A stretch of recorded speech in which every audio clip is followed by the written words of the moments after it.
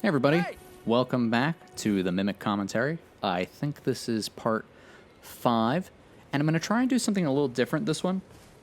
So still getting my bearings on how exactly we want to do the commentary for this series, because the goal is to try and do everything in Elden Ring while looking for what we're learning along the way and not using new information unless we actually find it within the game. And since the game is so big and there's a bit of farming that can be going on, I'm going to try to just have commentary when something interesting pops up and I want to talk about it. And you might notice a little bit of a disconnect on what's happening on screen and what I'm saying, specifically when I'm reading items, because it might be edited in a way that it might be edited in a way where I took voiceover later and put it over something earlier, but we're going to see what happens. But first, we're going to come over here. We're going to see a bunch of demi-humans,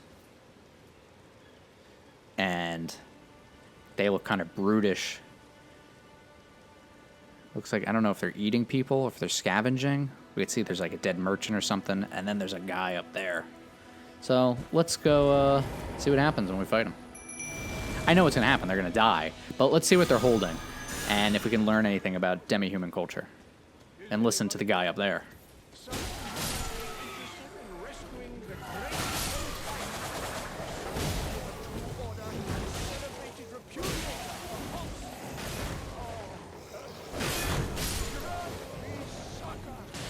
So the guy up top sounds like he's Erdtree faithful.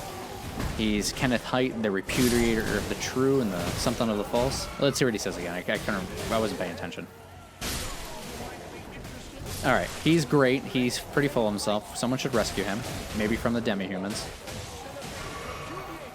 He's a servant of the true order. Is that the golden order or is that something else? We don't know. He hasn't said.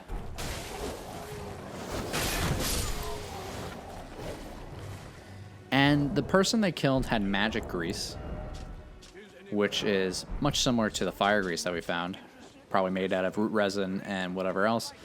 But because it has magical properties on it, maybe this guy was a mage from the academy, like we learned from the ashes that we picked up. So let's go talk to this guy and see what he wants. You've come to lend me your aid, have you?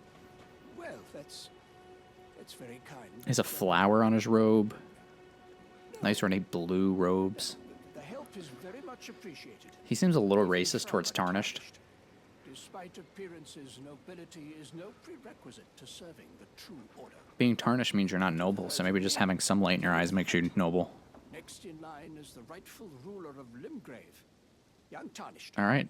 He was supposed to rule over Limgrave. I want you to take back my fort. It lies to the south, beyond the Mistwood. All right, past these woods is his fort. From Stormvale took it, a fool, and plumb mad to boot. Stormvale is owned by Godrick the Grafted, and he's obsessed with blood. So it looks like this guy is supposed to be the heir of Limgrave, yet Godrick has taken over his lands. Uh-oh. What are you waiting for? A kiss goodbye? Nah, man, I don't need a kiss. My fort lies to the south, beyond the Mistwood. Take it back for me. Oh, I see. You wish to know the reward? Yes. Fret not. The great Kenneth Haight is known for Oh, it's got a nice, beautiful sunset.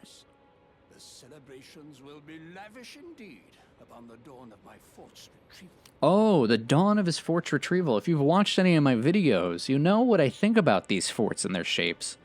And he says the dawn, oh my god, the New Jersey accent is coming out. The dawn of his fort's retrieval. Okay, so we're getting a little sun imagery for his fort. That's important to keep in mind. Yes. Now, allow me to furnish you with a little advice. I would take great care to avoid Godrick's tarnished hunts were I in your shoes. That depraved All right. are obsessed with sacrificing. He's hunting Tarnished to sacrifice him for the sake of grafting. Nothing more than a jumped-up country bumpkin. Lord, oh, don't make me laugh. First, he hid himself amongst the womenfolk to flee the capital, then hid from Radahn in that castle. Then he insulted Melania, lost to her in battle, only to lick her boots rather than die like a man. Has he no shame, the big girl's blouse? And to think, he's the blood of Godfrey, last of the golden lineage. Man, he just gives a lot of lore, huh? To look at him. Yeah, I almost feel sorry for the chap the more I think of it. All right, hopefully he doesn't keep talking, because we need to talk about what he just said. What are you waiting for? My fort. Okay. I don't want him to start repeating his yelling while we talk about what he just said. So, he gives us advice. Godrick is doing his tarnish hunts. That's so he can do grafting. And he's just a jumped up country bumpkin. He shouldn't be considered a lord. So, although he's part of the golden lineage, because Godrick the Golden, although he's part of the golden lineage, he has no makings of being a lord. So he's probably far off in that lineage, probably like a distant cousin or something. Very typical in George R. R. Martin fashion to have people who are part of some royal family who don't really have that close of a blood connection to like the founders or the like true heirs of that lineage, trying to get more power than they deserve. So we know that all this grafting that's going on is they're taking the tarnished limbs. He also says that Godrick hid himself amongst the womenfolk to flee the capital, and there was that Erdtree sentinel who has part of the capital's magic imbued into his golden vow. He's a Erdtree knight from the capital, yet he's with Godrick, so perhaps he also fled from the capital with Godrick. He hid from Radahn in his castle, the Castle Stormvale. We saw that there was an armorer cookbook, so Radahn was through this parts, and that's why his armorer was here. We don't know why he was traveling through here yet. And then we know he insulted Melania and lost to her in battle to lick her boots rather than die like a man. So Melania, we know that Godrick lost to the Blaidd of Mikola, who has the bewitching branches. So Melania must be the Blaidd of Mikola. Let's say you don't even need to get to the end of the game to learn this. They tell you right at the beginning. And this is where it gets interesting. And to think he's the blood of Godfrey. This is a little dramatic irony. We have a character questioning if Godrick is the blood of Godfrey, last of the golden lineage. So Godfrey is the first of the golden lineage, and that you wouldn't know by looking at him, and he feels sorry for him. So that's very interesting that this character, Kenneth Haight, is questioning Godrick's bloodline. So we should question it too. And we are going to question it. This is where, if you've seen my videos before, where we get this theorizing, because characters in the game start questioning it.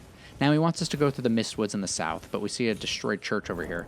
And in a previous episode, we got these two notes. One for the Waypoint Ruins. Someone lurks amongst the Waypoint Ruins on the roads through Limgrave. That was in the other direction. We took a left, and that was towards the right. And we also have the Flask of Wondrous Physic still remains in the Third Church America, north of the Mistwood. Cross the highway bridge and follow the animal trail north. And that's what we're doing. So if I read the note, I would say that's why we're doing it. But before we come up here, there's a troll. So this might be the game saying, are you strong enough to get to this troll? I mean, we could just run around him, but I'm just going to fight him and see what happens. We also notice in the distance that the land goes up. This is also one of the direct access to Caelid. But, you know, Caelid is going to be much further in our playthrough. Oh. Actually, while fighting this troll, let's just take a look at him. So he has this sword. He kind of has, like, roots coming out from the top. His stomach is excised. And I wonder if we could see inside of it while he's fighting. I can't really see right there. But there you can see it. There's kind of like a tombstone inside of it. And there's, like, his interior, like, his intestines. Actually, they're more like tree roots. Yeah, there's more tree roots going around that stone. Died. So, I'm not tough enough to fight him. I'm going to run past him. And we're going to go to the Third Church America.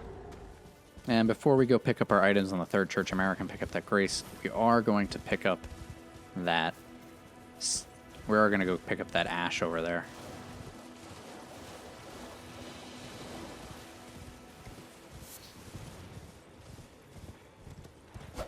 So towards this direction... Towards the east, we find Sacred Blaidd. The Ash of War grants Armin a sacred affinity, grants Armin attack essence, and fires off a golden blade projectile. It remains holy essence. So holy warriors traveled towards that direction. We're going to keep that information in the back of our mind. That's going to be important later. And here is our third Church of Marika. I think this is our second Marika statue that we've seen with her in the crucifixion pose, or her showing like a tree. Tiara on her head, one braid longer than the other. And beneath her are sacred tears. So we have the flask of crimson tears. And now we have the sacred tear. Blessing of the Erdtree, worshipped in the churches of all lands. This is but a faint vestige. Increases the potency of sacred tears' restorative effects. During the age of the Erdtree, these tears were used to spread the faith, for theirs was once of a certain blessing. So I asked earlier, who's crying? And we see that the tears are at the bottom of Marika's statues. So these are Marika's tears.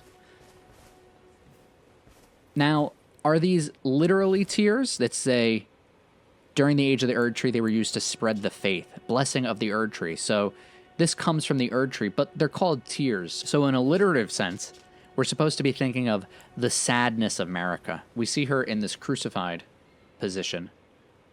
So we should think that something about her crucifixion, I mean, obviously, is making her sad. And when you see a character like this doing Jesus imagery and they have tears, you know, we should think of them as a sympathetic figure. So we're going to learn why should we sympathize with Marika. And then we also got a flask of wondrous physics, where we can find crystal tears, so more tears, at the bases of minor Erdtree and elsewhere throughout the lands between. And we got a crimson crystal tear. So put that, it's already on our bar. A crystal tear forms slowly over the ages where the Erdtree's bounty falls to the ground. So over the ages, its dew or sap is falling to the ground, and it's turning into these crystallized tears. A relic of the physic chemists. This has a little bit more spiral imagery towards the top. Just a little bit, but not really. It looks like kind of like a rooty basin. And then it kind of looks like two flasks within there. Flask of wondrous physic. A relic of the physic chemists. Priests of the Erdtree. So the priests of the Erdtree were also physic chemists. So there's a little bit of science going on with them. Harness the power of crystal tears, which only form after the passage of many moons. So after many months do this dew or sap turn into crystals. Various special effects are bestowed upon the drinker, dependent on the specific mixture of crystal tears. Rest at a site of grace to replenish. Basins are placed at the feet of minor Erdtrees throughout the lands between in order to collect their crystallized tears. So we should go to a minor Erdtree to get more crystallized tears. We're just having a lot of the game try to pull us through the Mistwood to get all this stuff. So it looks like the intended path is come to the third Church of Marika and then go through the Mistwood to do Kenneth's Haight's quest, to get some more crystallized tears, and maybe meet someone else.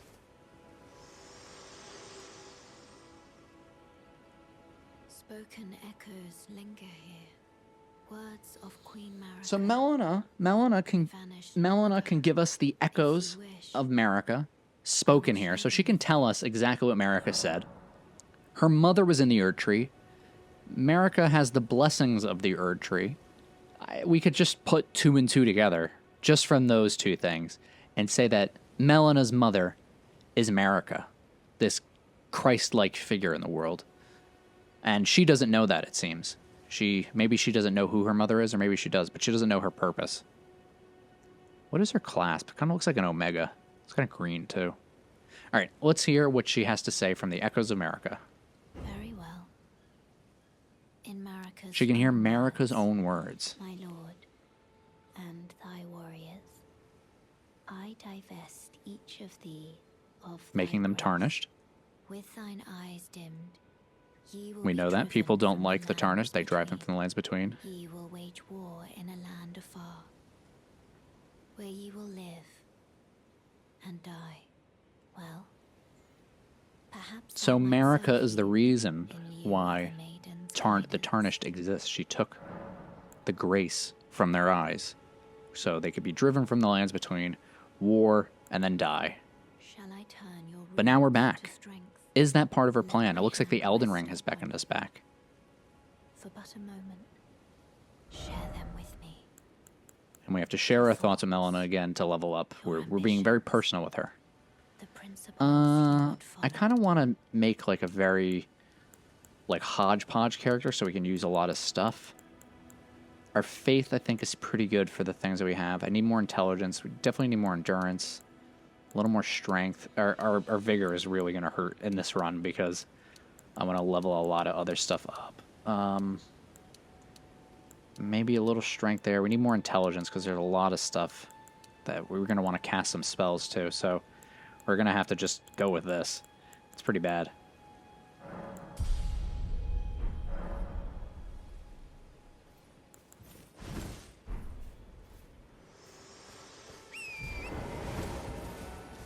Let's look at the beach.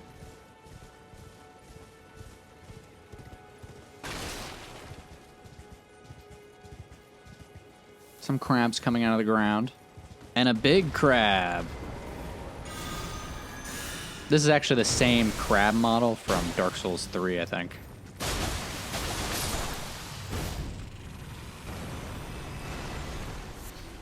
Two new lore items. Let's learn about the animals of the lands between. Eggs of large crabs, which dwell in the shallows. A nutritious foodstuff that warms from within. The flavor is exquisite. Only those of comfort and means know the truth. A crab's eggs are more delectable than its meat.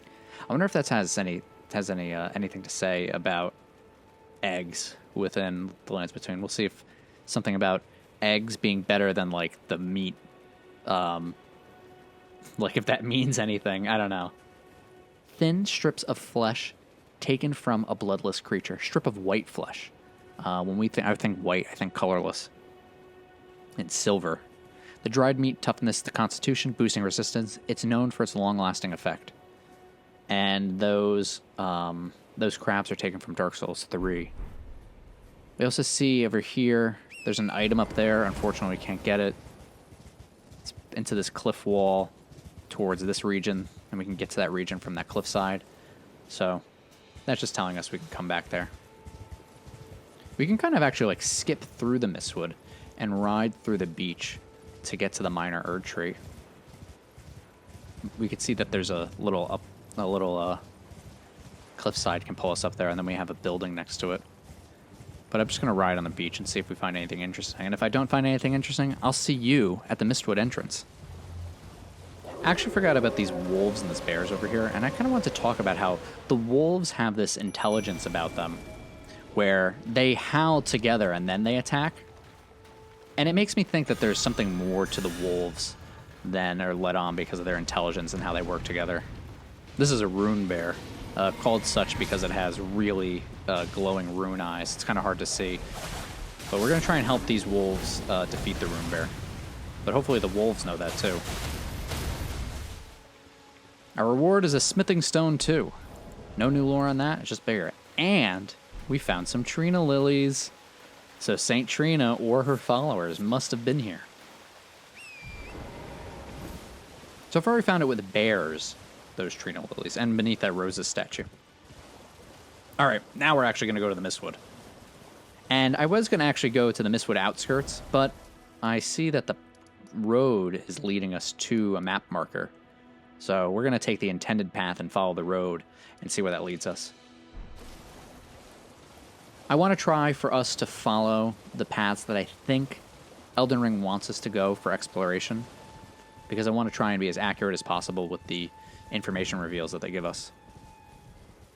More destroyed ruins on our path. This is on top of the roadway, so the road must have existed before this came crashing down, so that the destruction of this sky temple occurred when civilization was already existing here and we had roadways. And here's our first instance of this ghostly tree with candles on it. It's getting misty in here, but if we touch it, a gold specter appears, and he will lead us towards treasure or something interesting.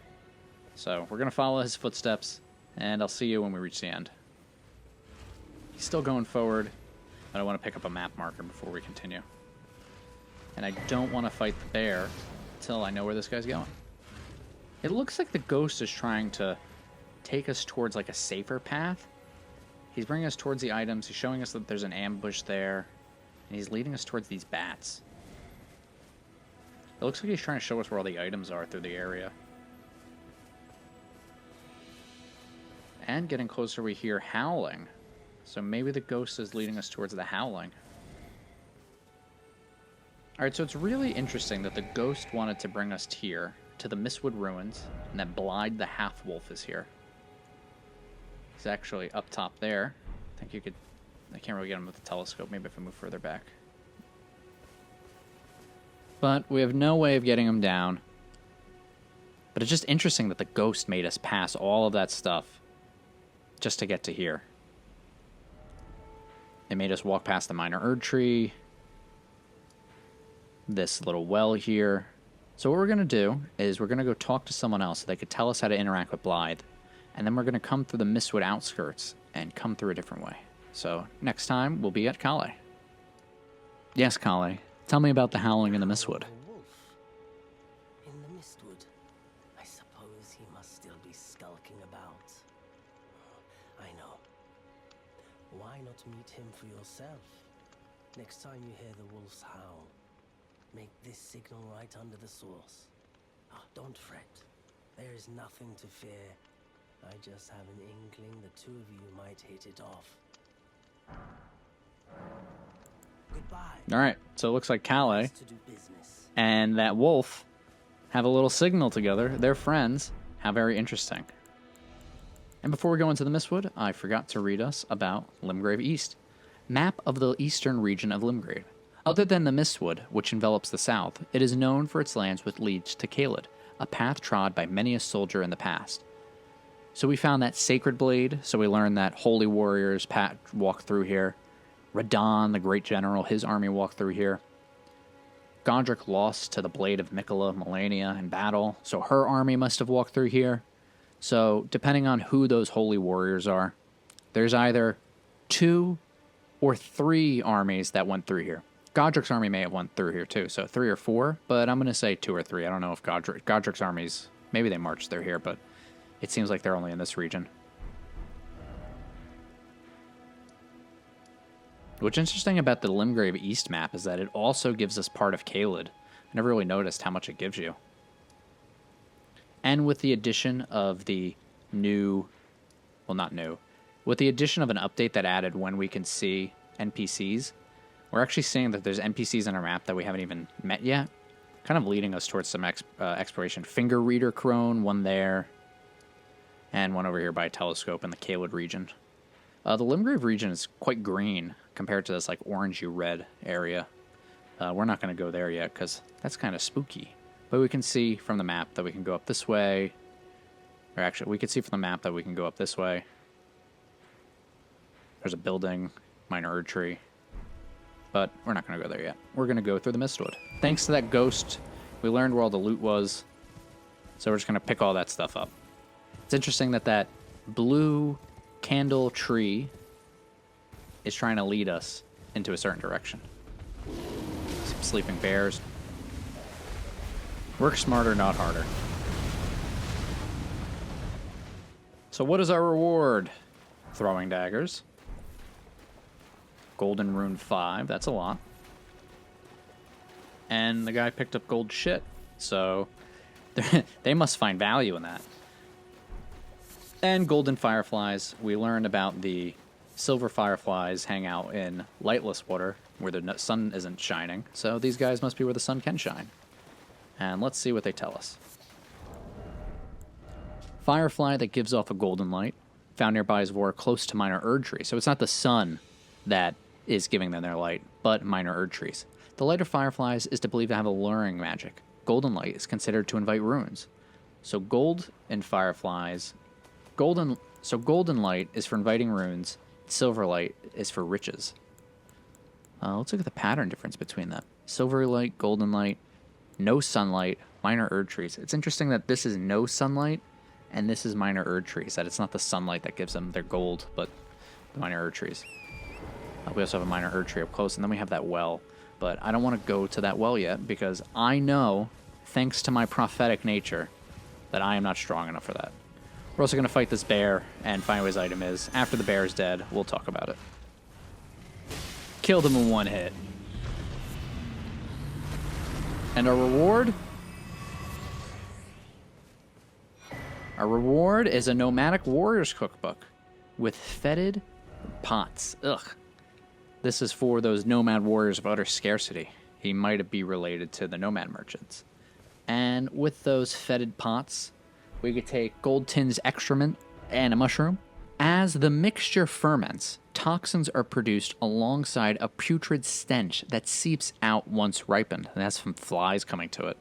Beware, though, those who carry these pots will slowly accumulate poison in their own bodies. Push someone in a privy, expect to get dung on your hands. So, you play with filth, you'll get filthy as well. And then we also have this well over here with its doors open. With a kind of a beast on the front. Like a cat head, maybe? It's kind of in a flower, kind of evoking a lion a bit. But we're not going to go down there yet. We're at the base of our minor Erdtree, where we're getting this golden poop dung beetles and our tarnished golden sunflowers. And at the base of our minor Erdtree, we find the basin. They're waiting for the sap to drip down and turn into crystal tears. And the crystal tears we got were green spill, which gives us more stamina. And then the spiked crack tear, which increased the power charge attacks. Well, actually, it's kind of interesting that we get the charge attack spiked tier. It's interesting that we get the crack tier for charge attacks over here. I think it's probably trying to give you that early on to teach players to use charge attacks more often.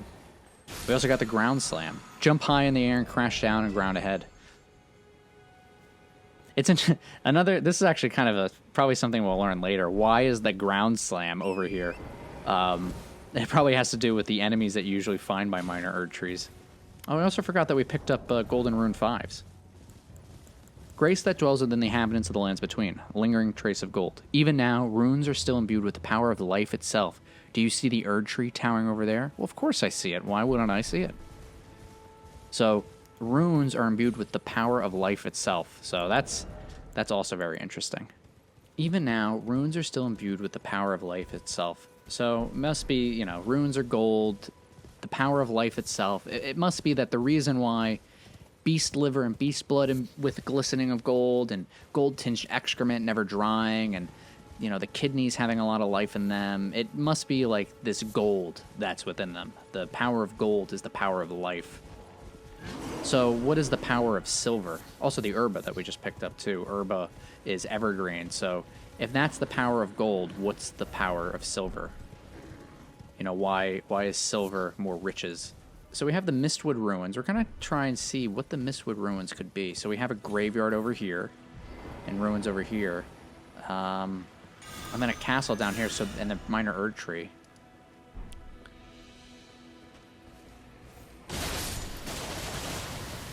We have more skeletons casting some magic. I should have let them live. Sacrificial twig. Oh goodness! All right, we gotta think of all that stuff. Oh, and then we got. Oh my goodness! Look at all this. We got. Let's get him to cast a spell. Okay, white and black, and he summons a skull. There's these poisonous plants that are attacking us, and then these skeletons with these shields. All right, for these guys.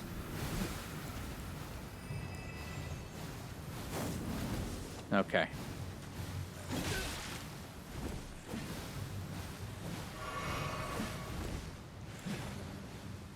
Oh, wouldn't it be sick if they dropped their item like right now so I don't have to farm them later? And we're not so lucky. We didn't even get to really look at their shield though. But let's just say you and I know that on it is a depiction of the sun and a castle. That kind of looks like the castle that we're going to. Alright, so we can actually kind of build out a little culture here. So we know that we're going to Kenneth Haight's castle over here. This is the Mistwood ruins. It doesn't look like it's a military encampment. There's a graveyard right here where we got a sacrificial twig. A talisman fashioned from a dried twig so slender that it might snap at the slightest touch. Prevents rune loss upon death, but will be lost itself in exchange. So you get to keep your runes when you die, and runes are the power of life itself. Believed to be a twig pruned from the Erdtree long, long ago. So the Golden Order, Erdtree runes, Erd leaf flowers, the Elden Ring. All of this is tied together, and we're seeing that the Erdtree will take up your death, this symbol of life. It will take your place instead of your death, so you can keep your runes, which are the power of life. So you're taking, I guess, the life of the Erdtree instead. But we can kind of build out a little civilization over here. We have the Third Church of Marika up here. Then into the woods we have this well and the minor Erdtree. And we learned that there was a church physics, priests of the what are they called? Priests of the Erdtree. So we have the Third Church of Marika here that has priests of the Erdtree making physics flasks. They're collecting the sap that comes from the minor Erdtree here. We have these ruins over here and a graveyard, so people must live here. At least maybe somebody. Maybe it's just a go-between. And then we have a castle off in the distance. Maybe we'll find many more settlements, but we have a castle where the Kenneth Haight is supposed to be lord of. Perhaps this is just an area for the people of the church. I wonder... There's also a town up here, so maybe the town uses this church. We can see just on the map that there's a town, and there's some ruins here, too. And these flowers, too. We know from the Erdleaf flowers that the Erdtree leaves turns into flowers. A dusky yellow flower that started to fade to brown, said to be fed by leaves that fell from the Erdtree in days of antiquity. So those little poisonous flowers probably came from the Erdtree. Oh, we actually see a bigger one over there. So let's go see if it drops something interesting. These guys are weak to fire, so we're going to buff our sword and use fire. Also summon white light to attack us. So these big flowers, which are probably born from Erdtree leaves, can summon light. And we know the Erdtree and Grace, the power of life, are all connected. But it's interesting that these are poisonous. The little ones are poisonous.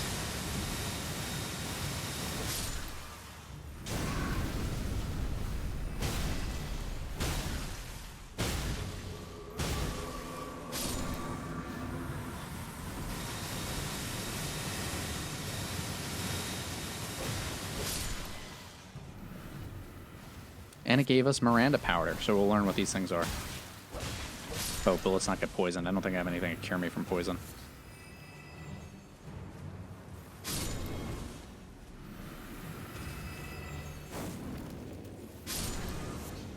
I just want to say, it's really fun playing a character that doesn't really have anything, and you're like kind of worried about dying and getting to places, and like playing as an explorer and going through everything again.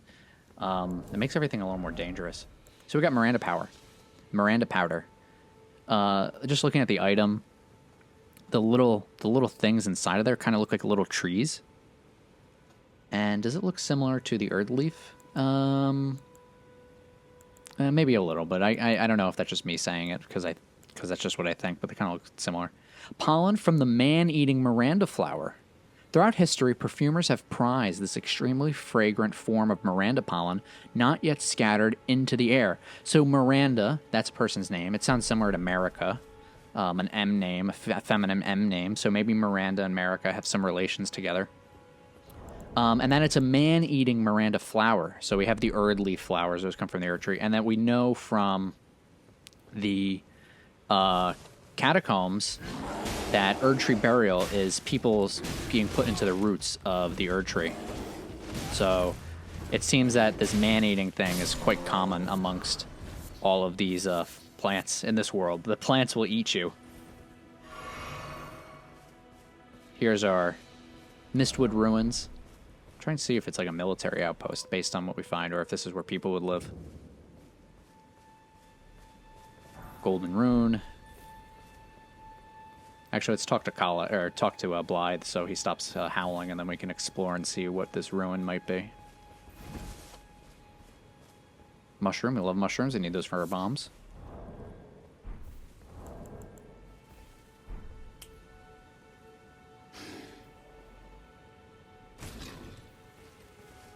Who goes there? Carly sent you, did he? Ever the bloody busybody. Maybe to him you don't seem so strange. He thinks we're strange. He's a half-wolf. I'm looking for a man who goes by Darrowell. He fled somewhere nearby. Or so I've heard. Come tell me if you find him before I do. I can offer you ample reward. All right, so we're going to look for a man named Darrowolf for this guy. But just by looking at him, just by looking at this wolfy boy, he has... So first, he's a wolf man. He's a half-wolf, unlike the beast man that we fought. So Blaidd is different than the beast man of Farum Azula. He's a half-wolf. His armor has... Oh, let's get off of this message so it doesn't get in our way. His armor has what looks like two women next to each other holding something. They're touching their hands. They're kind of like maybe mermaids or spiritual or some way.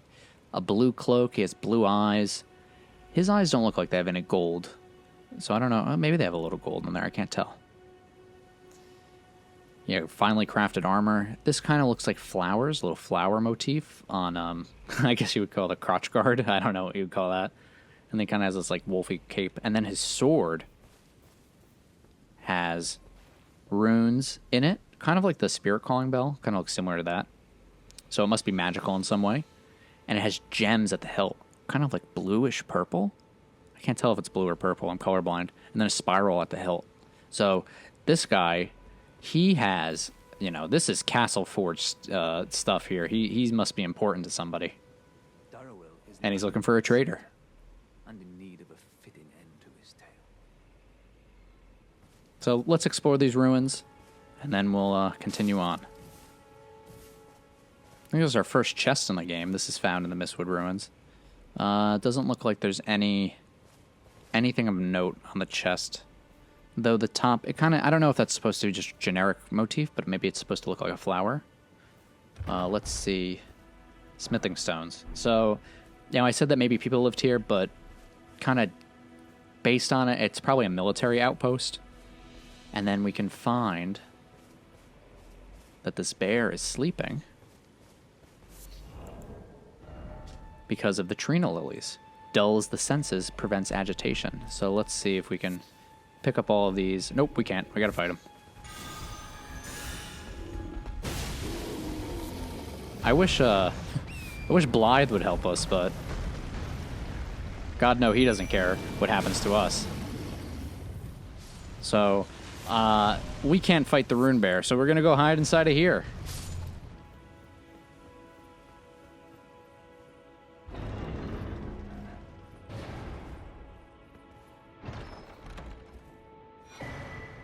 So we got an axe talisman. This kind of looks like the Caden sellswords, who come from the north, and then the mercenaries. Talisman depicting an axe and a warrior. The lord who led the long march bore an axe. Don't know what that is. Don't know what the long... There, so he was a lord, so he was powerful in some way. Who led the long march bore an axe, and his loyal warriors honored him by wielding axes of their own, making them very effective at dealing decisive blows. So, to honor this lord, and people say Godrick is no lord, they bore an axe to commemorate him. He also had an axe. And they must have been in this area. So this is most likely a military outpost. I don't think I ever talked about the shield that I'm carrying, actually. This is actually the shield that the warrior class starts with, and it's red, and it has leaves on it. So, perhaps those warriors are related because it came from the warrior class. I am low on HP. There's no graces around, except for over there. So we're going to make a mad dash for the grace, try and get out of here alive, and then end the episode. Can we do it? All right, we made it through our grace. There's a ghost over there. There's a beach and stuff over there and some coffins in the castle. So in our next episode, we'll be doing some castling. Sooner or later, we're going to have to go over there. Oh my goodness, there's just so much for us to do. We still have to do over here and do over that. Again, everybody, this is going to be a very, very, very long series. We're doing everything in Elden Ring, but hopefully you're learning something along the way. Please let me know in the comments. All right, let's do the thing.